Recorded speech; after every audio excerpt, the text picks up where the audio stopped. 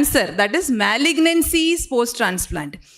Again, as we are seeing transplant recipients living longer, 20, 30 years, 35 years post-transplant, the risk of cancer increases.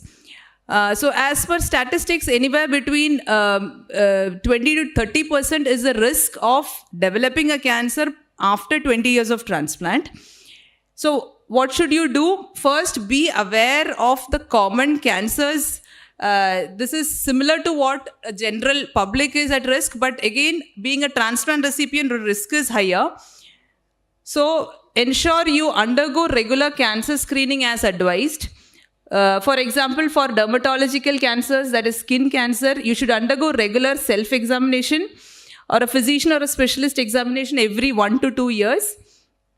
Breast cancer, do regular self-examination and mammography once in 1 to 3 years.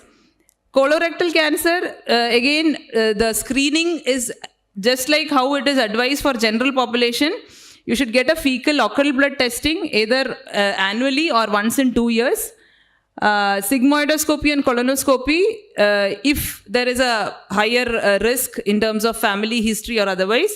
Cervical cancer, pelvic examination, pap cytology is advised every 1 to 3 years.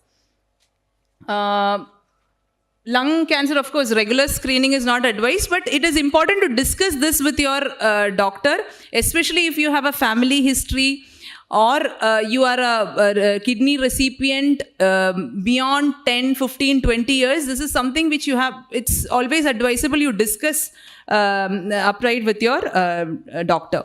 So again, very important to use sun protection, avoid tobacco in any form, HPV vaccination, we discussed in the morning as well. HPV vaccination is now available widely. Up to 45 years of age is what the guidelines say. So if you are eligible, please take HPV vaccine, undergo routine pap smears and age-appropriate screening. So again, very important to remember, early detection is very important in cancer. Cancer is no longer a death sentence.